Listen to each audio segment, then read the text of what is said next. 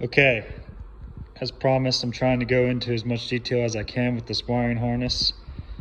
I've got it all stripped down, all the wires lengthened to where I want them, where it lays out neatly on the engine. The whole thing looks like a mess right now because it was a mess getting it to this point. But real quick, I'm just going to go over the whole harness, all that's left. Direct ground to the battery, direct positive to the battery. This is powering the intake heater module and the big wires for the power for the relay, for the pull-up solenoid, for the shut-off solenoid. Ground is the ground for that solenoid, and then there's two other small grounds for the tach helper and the intake grid heater module. Factory PCM connector with a lot of stuff cut out of it that we didn't need, and the tach signals wired in. These are two OEM connectors that go back to, from what I'm assuming is they communicate from the PCM back to the truck. These go to the truck side. Our connector for the relay for the pull-up solenoid.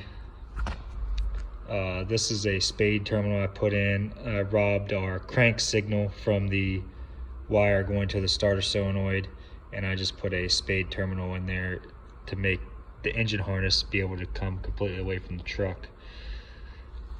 This loom here, this is a wait to start lamp that's provided with the intake heater module.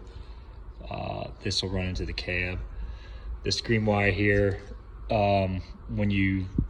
once you have the tach helper all wired up and it's working correctly and the dip switch is in the correct place, use this wire to hold it on a 12-volt source for like 30 seconds or something like that, and it'll save the switch selection in the hard drive of that little module. So it's separate right now. Once the harness is all done and the truck's running, I'll connect that to the battery, save everything, and then I'll probably just cut this and tie it up out of the way. This is the connector for the tach helper, and this is the connector for the grid heater module. Shut off solenoid connector. The signals for the two intake heater relays. Then we have our oil pressure switch and the intake air temp sensor connector for the intake heater module. And again, I kept the 6.0 fan harness. It's just going to get tied up out of the way, but just in case I need it later.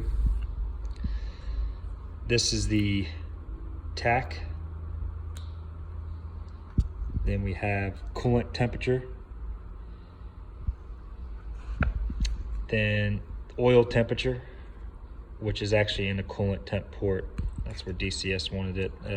I don't really think it's needed on this truck because it's a manual transmission. That's one thing I haven't mentioned is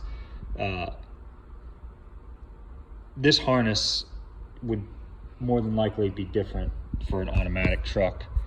I don't know what all is needed for the PCM and the that standalone controller that you can get to control the automatic transmissions. I don't know what else it needs to see to,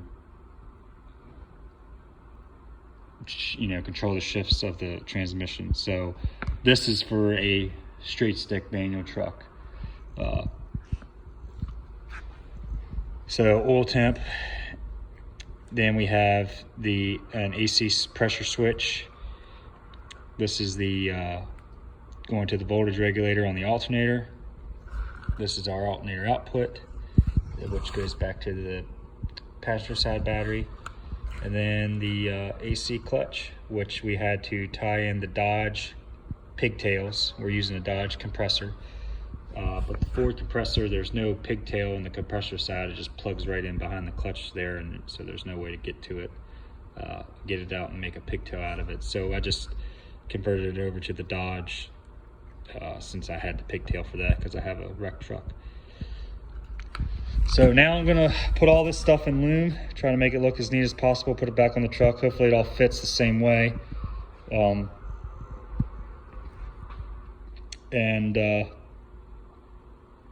only thing left, I've run the wires for the pyrometer. You can see, hid those up in the factory overlay there.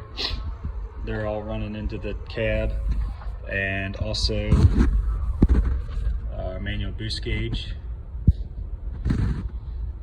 That's all run, ready to go. So got to clean up a few things here. This is where I got our start signal from. And we'll be ready to go.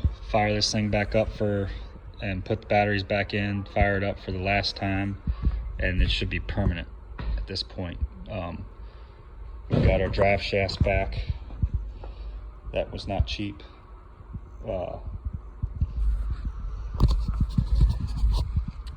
It was 475 bucks to get the front drive shaft lengthened and the rear drive shaft shortened.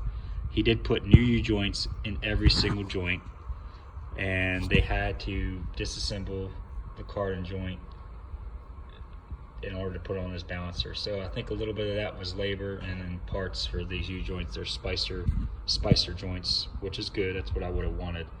But a lot of times you see on the forums where people are talking about drive shaft length, and they're like, oh yeah, 200 bucks, no big deal. That was not the experience I had. But off topic of wiring. So yeah, we'll loom this thing up, see what it looks like.